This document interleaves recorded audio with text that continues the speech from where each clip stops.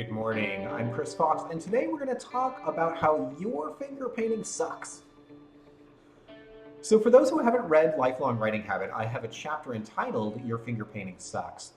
And in that chapter, I dive into kind of a syndrome that I've seen, finger painting syndrome, in American life. And from what I understand, it's present globally as well. So, the example that I use is if you think of a 5-year-old child, and they've been in the living room for the last 20 minutes, just dabbling in paints and smearing it all over the paper. And they bring in this piece of paper, which is a mass of different colors, and you can't really identify anything about it. As a parent, how do you react? You tell that child, "Good job, that's amazing, wow, that is so beautiful, honey." And then you go put that on the fridge, right? And on the surface, I mean, this looks like a really good idea. You're praising the child for the effort they put in, because if you don't, if you tell them that's terrible, then not only would they start crying, but they probably would never try painting again, because for them, now suddenly this is a source of pain. It's scary, and they don't like it. And so what you do as a parent is you encourage them. And this is true, of course, for teachers in the early grades as well. You encourage those kids because you want them to develop a love of learning, and you want them to keep coming back and keep trying. And you're not going to be able to do that if you give them too much brutally honest feedback too early, too much criticism. Now, the problem with this is we don't have a point in our culture where the coddling stops. So as you get older, you're still praised for almost no effort. This is especially true if you were a gifted child.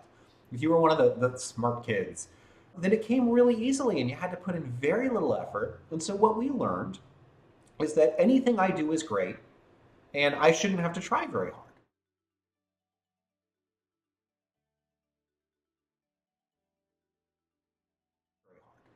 And in my case, that meant by the time that I graduated high school, I had already accepted the identity of great author. I'm an amazing author, I just haven't written my book yet. And I really believed that because all of my teachers and my parents had told me, "Chris, you are a great writer. You're going to do great things. Wow, you are amazing." When maybe what they could have been telling me was, "Hey, Chris, you've got a lot of potential. But to become a great author, you're going to have to put in a lot of work, and you're going to have to write every day, and you're going to have to spend time learning, and you're going to have to do all of these things, and eventually then you'll be a great author." But that wasn't what they were telling me.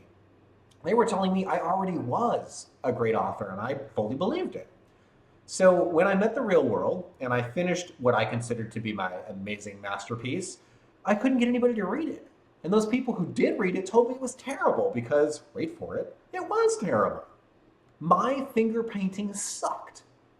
And so here we have this problem as writers, especially as new writers, because many of us have never had to face the barrage of criticism that you're going to get when you create something and you put it out into the world.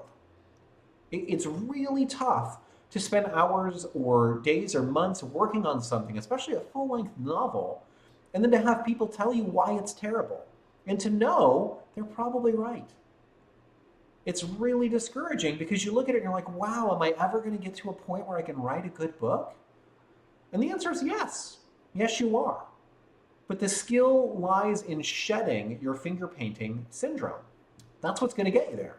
You need to start really welcoming criticism. People telling you, "Hey, this is bad," or "This is not as good as it could be, and here's why." And then using that as fuel to improve. We can't afford to have the same mindset we had when we were 6 and we needed our parents to tell us, "Your finger painting is amazing, honey, and I'm putting it on the fridge." We don't have that luxury, not if we want to become great writers. The only way we're going to get there is accepting the truth of where we are and accepting the valuable criticism we get from fans, from readers, from mentors, from anybody who can really help us identify our own flaws. And that process of discovery, it really is scary. It's hard to face inadequacy and knowing that we're not as good as we really want to be. But if we're not willing to do that, then we're never going to be able to reach that goal that we have of, being a great writer and putting out that magnum opus that stands the test of time. And, maybe we write a series that is still being taught in schools in 20 years.